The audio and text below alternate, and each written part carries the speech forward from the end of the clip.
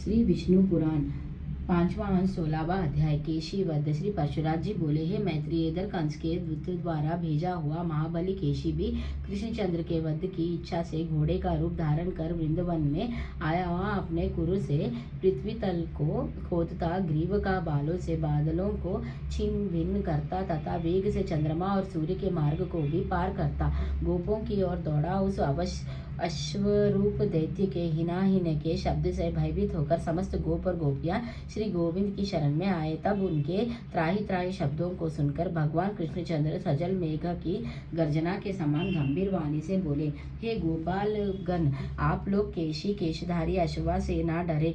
आप तो गोप जाति के हैं, फिर इस प्रकार भयभीत होकर आप अपने विरोचित पुरुषार्थ लोप क्यों करते हैं? यह अल्पवीर्य हिनाहिन से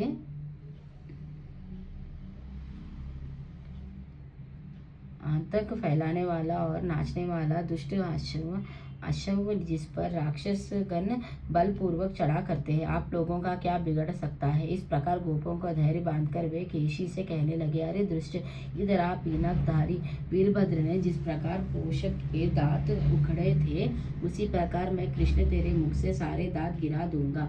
ऐसा कहकर श्री गोविंद उछाल कर केशी के सामने आए और वह अश्वरूपधारी दैत्य भी मुंह खोलकर उनकी ओर दौड़ा। तब जनार्दन ने अपनी बाह फैलाकर उस अश्वरूपधारी दुष्ट दैत्य के मुख में डाल दी।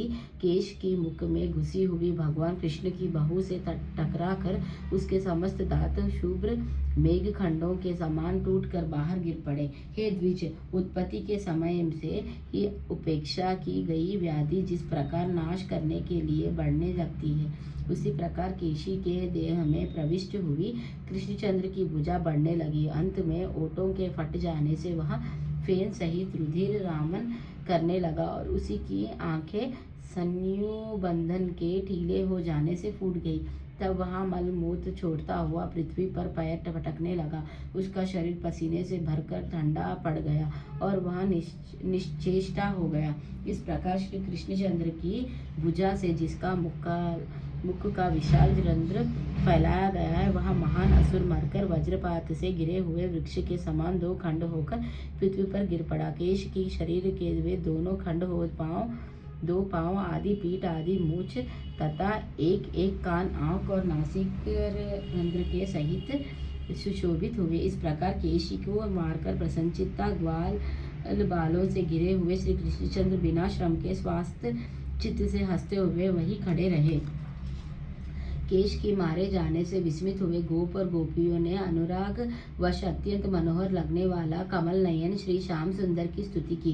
हे विप्र, उसे मरा देख मेघ पटल में छिपे हुए श्री नारद जी हर्षित चित्त से कहने लगे, हे जगन्नाथ, हे अच्युत, आप धन्य है, धन्य है। आहा, आपने देवताओं को दुख देने वाला इस केशिकी को लीला से ही मार डाला। मैं मनुष्य और अश्व के इस पहले और कहीं न होने वाले युद्ध को देखने के लिए ही अत्यंत उत्कंठित होकर स्वर्ग से यहाँ आया था। हे मधुसूदन, आपने अपने इस अवतार में जो जो कर्म किए हैं, उनसे मेरा चित्त अत्यंत विस्मित और संतुष्ट हो रहा है। हे कृष्ण, जिस समय यहाँ अश्व अपनी सटाओं को हिलाता और हिसाता हुआ आकाश की ओर देखता था, तो इससे संपूर्ण देवगण और इंद्र भी डर जाते थे। जनार्दन, आपने इस दुष्टात्मा केशी को मारा है, इसलिए आप लोक में केशव नाम से विख्यात होंगे। हे केशी निशूदन, आपका कल्याण हो। अब मैं जाता हूँ, परसों कंस के साथ आपका युद्ध होने के समय में फिर आऊंगा। हे पृथ्वीधर, अनुगम्यों सहित उग्रसेना के पुत्र कंस के मारे जाने पर आप पृथ्वी का भार उतार देंगे। हे जनार्दन, उस समय में अनेक राजाओं के साथ आप आयुष्मान पुरुष के लिए किए हुए अनेक प्रकार के युद्ध देखूंगा। हे गोविंद, अब मैं जाना चाहता हूँ। आपने देवताओं का बहुत बड़ा कार्य किया है, आप सभी कुछ जानते हैं। मैं अधिक क्या हूँ? आपका मंगल हो, मैं जाता हूँ। तदंतर नारद जी के चले जाने पर गोपगण से सम्मानित गोपियों का नेत्रों के एकमात्र दृश्य श्री कृष्णचंद्र ने गवल्ला बालकों के साथ गोकुल में प्रवेश किया। इस प्रकार श्री विष्णु पुराण के 5वें अंश में 16वां अध्याय समाप्त। श्री विष्णु भगवान की जय। लक्ष्मी नारायण की जय।